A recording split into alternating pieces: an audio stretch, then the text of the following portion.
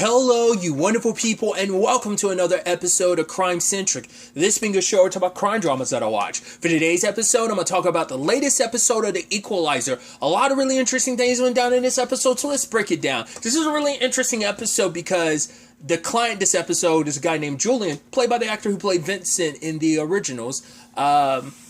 Which is interesting because, obviously he played a witch in the originals, and now it's like, oh, he's a guy in this who has visions of the future, and he sees that his sister is in danger, and he brings this to Robin. And he doesn't say anything initially about the visions and stuff because he knows how crazy he's going to sound, because he's had to deal with it his entire life. He saw his parents getting murdered, and he tried to tell them, or at least... because both of his parents ended up dying. It's like he saw a vision of it, but he tried to tell them, and this was when he was 6 years old, tell them not to go, but they went out and ended up getting killed. So he's balanced and dealt with this his entire life, and he knows that his sister Callista is in trouble, but obviously Robin isn't quite sure, but she's still willing to take the case because of how sincere and how worried Vincent seemed. So it's interesting because Harry is the skeptic of the group. Mel is probably leaning more towards like, nah, she's way open to all of this. And Robin's kind of in the middle being like, oh, we'll see how things kind of shape up and shake out. But as the episode progresses, it turns out more and more of Julian's visions come true. Like the guy with a scar on his face, turns out he was actually in Callista's apartment. Then Vincent also had, I'm calling Vincent now, sorry. Julian ended up having another vision of like he needed to be in a very specific spot. And Harry, interestingly enough, went with him because we never found out why. Because I was almost thinking Harry was going to, that we're going to find out the reason why Harry was so like anti this is that he had a bad experience with it or something. But it's like, no, I think he is like a rational person believing like there's some like scientific or at least rational explanation that is just kind of like the randomness of the universe of like things just happen to be a coincidence and working out that way. But he spent time with Julian and he keeps discounting everything Julian's ever said. And Julian's like, I'm not here to like make you a believer. He's like, I'm the one that's you think I want to make this up, see all the things that I've seen. He kind of hints to some of the stuff he's seen in the past that he hasn't been able to do anything about it. All that death, I've had to stick with it. Fact is, he's tried to medicate himself to compensate for it, but it just doesn't help. And he's kind of ignored it because he's tried warning people before, but no one listens, and it just makes him seem more and more crazy, and he's kind of been in and out of, I think, mental facilities because of that. So he just kept his mouth shut no matter what visions he had, burying them down. But obviously when it comes to his family, when it comes to his sister, he couldn't ignore it anymore. He had to like act because of that. It's like, right, it happened before, and I lost my family, so I need to make sure like this doesn't happen either. So some really interesting, like I said, developments. Especially I love that whole bit about when Harry was like, oh, wait, we did see something strange. It's this guy with the ponytail. Oh, too old to be having a ponytail. That is kind of like something out of the ordinary or whatever. But then like Julian goes off on his own. I thought him and Harry would kind of stick it together the entire episode, but it's like, no, that was only seen like they were like alone together. But it was interesting when you start unraveling all this because Callista is, she writes articles for like a lifestyle thing. And so it's kind of like, right, why is she mixed up? What is she mixed up in that someone's trying to kill her? The fact is that she went to an ATM and withdrew $1,000. Turned out she bought a gun. But for Julian, it's like, that doesn't make any sense because my sister would never touch a gun. She wants nothing to do with guns considering how our parents died. So, because it was gun violence. So, of course, she was going to stay away from them. So, it didn't necessarily make sense to him why she would have a gun. And I like how the episode, like I said, the episode kind of unravels. I immediately was like, there's something up with Rosa. Just because, like, the way she was, there's certain, when we watch an episode, we watch enough crime drama stuff, you just get that inkling early on. I'm like, I think something suspicious about you. But then when they pivoted to make it seem like, oh, like her name is used in it because it turns out this is about like a Serbian like gang or whatever. It's basically like running guns. They're filing off serial numbers, but it turns out it's one of those programs that you can turn in your firearm and they won't prosecute you. And it seems like the Serbians are getting their hands on that and they're selling it. So I thought it was interesting that guy's first interaction with Robin he's like, oh, are you going to try and kill me? Like, if you wanted to kill me, you would have done it already. And he was like, right, if I wanted to kill somebody, I would have done it personally. So he ends up reaching for his gun, but Robin like got him on his knees. I was like, I thought that was kind of interesting how aggressive Robin was going about that. But it's like, right, she was just buying enough time so she can clone his phone. But I love that she pulls her Batman. You know, she just like he had turned around and she was there, turns around again, she's gone. It's like, I love it. Because they did, I skipped over it a little bit, but they did find that guy who Scarface from the Vision. Well, after Robin had already run into him before, they found him again, but this time he was dead inside a trunk, inside the silver Mercedes, which is the same vehicle Julian saw in his vision, but it's also, his fingerprints are all over the car, and you're like, that is weird, that is interesting.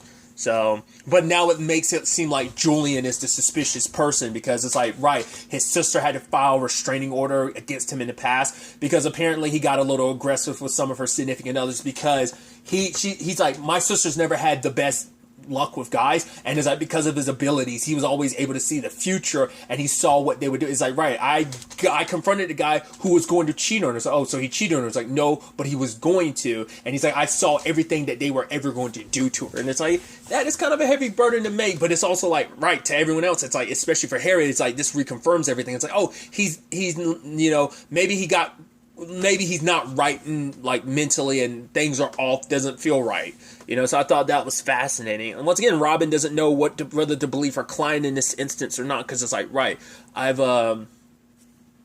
because now the more they dive into it, the more and more suspicious it looks. But like I said, I was suspicious of Rosa, but the moment they introduced like, oh yeah, like that guy Joe. And it's like, oh, like maybe he's just using Rosa's name, and I was like, oh. But then the moment, it's like, it's that typical story thing of like, oh, Callista went to Rosa for help, and, you know, it's like, right, we're going to expose Joe for what he's using, like, the program for him. I was like, the moment that happened, I was like, it's going to be Rosa. The fact that they had that conversation like that, I was like, that just reconfirmed. I should have just trusted my instincts from the beginning that something was off. Because I was assuming when Mel was looking for those guns, when she was keeping an eye on them because they were shipping out, because their boss ordered them to after Robin confronted him, I thought Mel was actually going to run into Rosa there, because like obviously her and Rosa ran into each other before. It would have been bad enough of being like, oh, who are you and why are you here? But then it would have been like, wait, I saw you before. So, and it's like she would have been under the impression that Mel was a reporter, just like Callista is. So, which, interestingly enough, Mel ran into Callista, but Callista shot at her because Callista didn't know who to trust in this situation. And sadly, the person she trusted was the wrong person, because Rosa, she was kind of seen as this pillar of the community, like, oh, she's going to do so much good. So it's like, yeah, sadly, it's your heroes that end up letting you down the most, sadly. So I thought that was such an interesting development. Like I said, I also thought it was interesting, too, that Julian's circumstances, because I would have also thought he would be a little more active in the episode, but it's like, right, because when they were suspicious of him, Dante ended up getting involved, and they ended up putting out a bolo for Julian, and he got arrested. So, but it turns out he was having a 20-minute conversation with his sister, and he's like, I don't remember that. Dante's like, right, you could see the future, but you can't remember a 20-minute conversation you have with your sister before she disappeared. And he was like, he's like, I take medication, sometimes I do stuff on autopilot, and I don't even realize what I've done. And that ends up being the crux of what went wrong. So this ends up being the thing. We find out that Callista actually contacted him. She called him and told him she was in trouble, but with his medication, he was kind of on autopilot, so he doesn't remember it. Or maybe he chalked it up to just a vision. So now the question then becomes like, right, did he have actual visions, or was it just him taking the knowledge he had and somehow his mind warped it into all of this? I mean, he got too many details right. He got the Mercedes. Granted, it was like his fingerprints were in it, but that's because he saw the car, and when he stumbled across Scarface in the trunk of it, he bailed.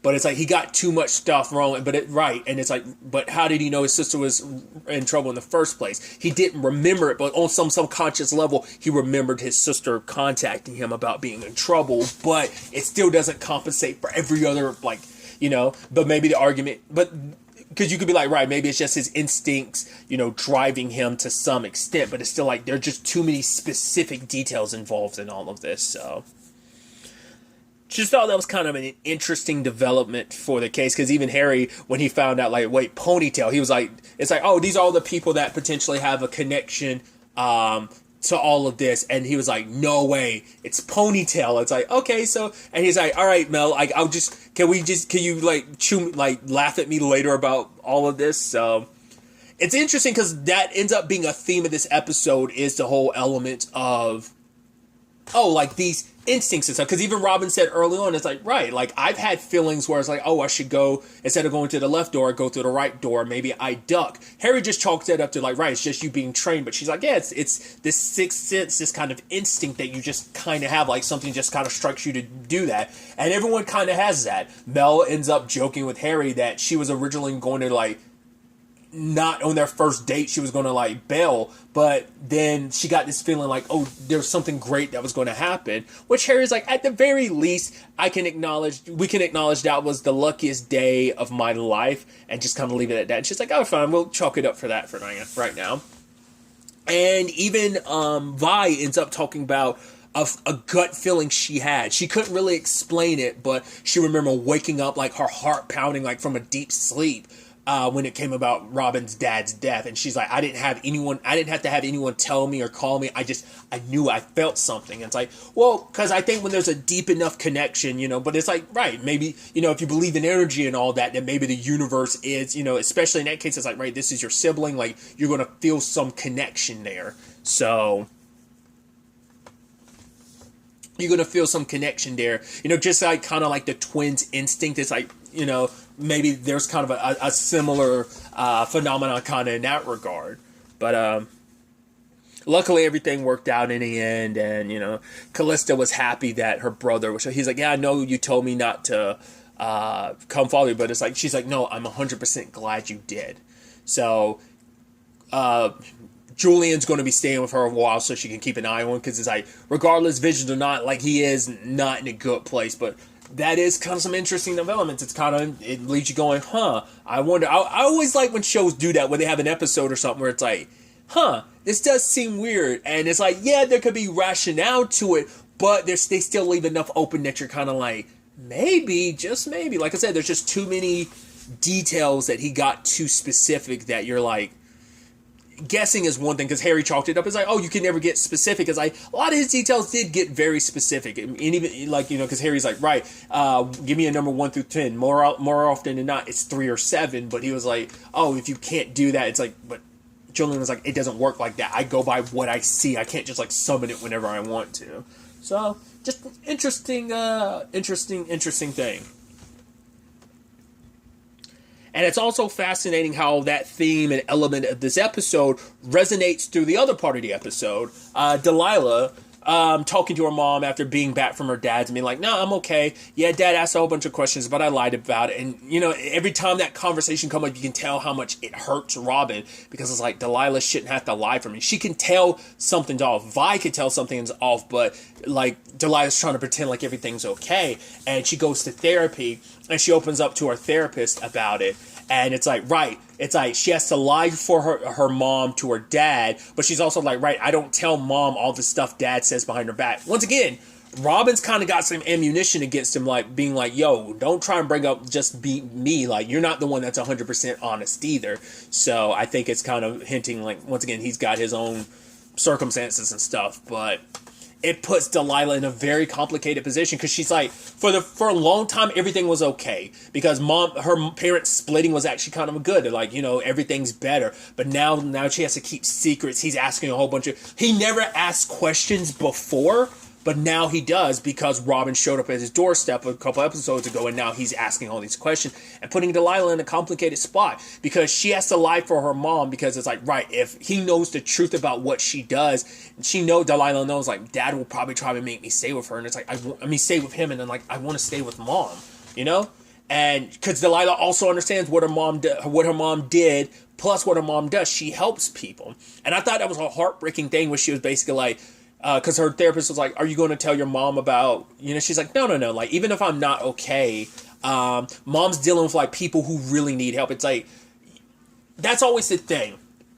we all kind of, I think we have a tendency to minimize our issues. Like, yes, our issues may not be like the biggest thing in the world, but they're still our issues. Like, even when you're, it's like, oh, just because, someone has like a tough life, it doesn't minimize what you feel and just like, like I think it's just, and maybe that's me projecting because I've done that. I've minimized like just because like someone else's circumstances, yes, that someone's tough situation should minimize your own feelings in this regard. In Delilah's case, it's like, yeah, your mom's helping people who are in some dangerous situations, but she's still your mom. So you not being okay means something to her. It's like, your issues aren't like small issues that don't mean anything. It's like as her daughter, your issues are important to her. They're a priority.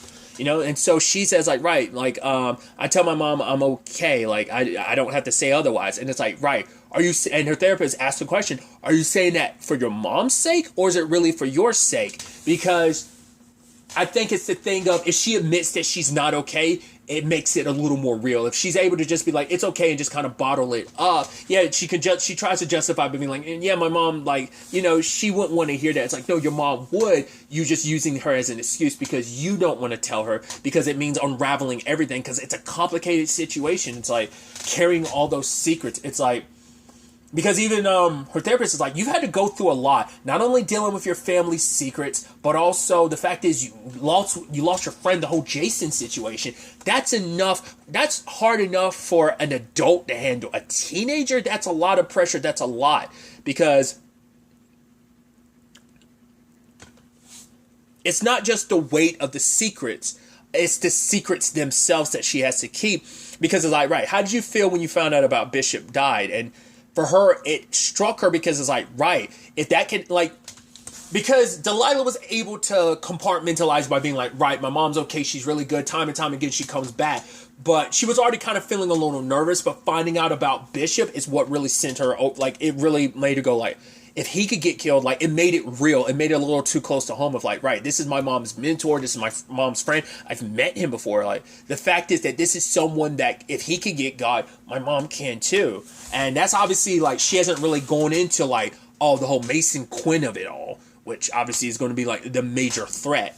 And so, ultimately, Delilah does talk to her mom at the end, and I thought it was this beautiful, powerful conversation where she was like, right, I haven't told you, like, that the thing is, Dad doesn't believe me anymore, which he has a right to not believe me anymore. I am lying to him, and for Robin, it's like, right, I'm sorry that, like, me holding my own secrets is bad enough, but you having to hold them too, I'm so sorry, and I don't think there's an easy solution. Like, what does she do? Because if her ex finds out the truth, he will take Delilah from her. He will try to get sole custody but also, like, how much could you ever bring up in open court? It's like, right, my ex does dangerous, like, but also, like, that's also the complicated thing too, because she has, like, the DA is on her side with what she does, so it's, I don't know, the court situation's good. I figured it's like I've said since that story element got introduced. I figured like this would turn into a nasty situation back in season 1 before, like, I always felt like this is the direction it was going to go. Like I said, we got to it so much later in this season than I thought. I thought we would have eventually got to that maybe in season 1, but then I was like, oh, maybe we'll get that in season 2. We just got it a lot late, that storyline element. But as I brought up in a previous review, I don't know if it's like the last one or maybe the before that, like the moment they start bringing up that concept of, oh, your dad, Delilah's dad is, asking a whole bunch of questions, I was like, yeah, this is going to turn into a nasty situation, especially with the Mason Quinn of it all, that it is going to turn into a thing of either Robin's going to make that choice like, right, Delilah needs to stay with you, she's in danger, or something's going to go horribly wrong, which I kind of get the inkling based on like little snippets I saw the preview of the next episode, that I get the feeling like it's going to be ammunition for him to try and get sole custody of Delilah, and it puts Robin in a very compromised position because she wants to keep her daughter, but also, like, when you want her to stop doing what she does, she helps people, These are people who kind of have no one else to turn to. There are so many lives that she's able to save because of what she does. And it's like, yeah, but now it's like, yeah, our daughter's life is getting complicated because of it. it's not a simple thing, but I think he's going to make it seem like it's such a simple thing. And I think because also like Robin probably, because of the element of trying to like keep what she does secret, like very few people know what she does, that if like he would probably force her hand to be like, right, we could always go to court, but you probably have to admit what you really do, and there's going to be complications beyond that. So it's like, right, you might need to save yourself the trouble of that not happening. So like I said, I hope everything could have a civil resolution, but I think it's only going to get more complicated from here. But especially for Delilah, she's like, I got this feeling like something bad's going to happen. And Robin's like, nothing's going to happen to you, baby. I'm going to protect. She's like, no, Mom, I'm worried about you. And having heard what Vi said, having dealt with someone who could see the future and stuff, you can tell that hits home hard, because it's like, what did Vi say about your dad? Now Delilah's talking about she's got those feelings like something's going to go really bad. And especially because what is it she's currently doing? She's looking into Mason Quinn. And even the guy she was talking to at the beginning of the episode was like, don't do this. Like, this is a dark path you're walking, filled with monsters. And it's like, that's the only place you can find monsters. Robin's need for revenge will end up dragging her entire family to it, because Mason Quinn is the type of guy that will, and he made it clear, do not look for me. The guy that he was talking to, that they got surveillance footage of, ended up coming to the U.S., I think. So Robin's probably going to try and use that as a jump-off point to go after Quinn, but get in the middle of whatever it is that he has planned it's going to be about saving lives, but it's going to put her and her family in a crosshair. So I think specifically Delilah, too, is going to suffer the ramifications for that.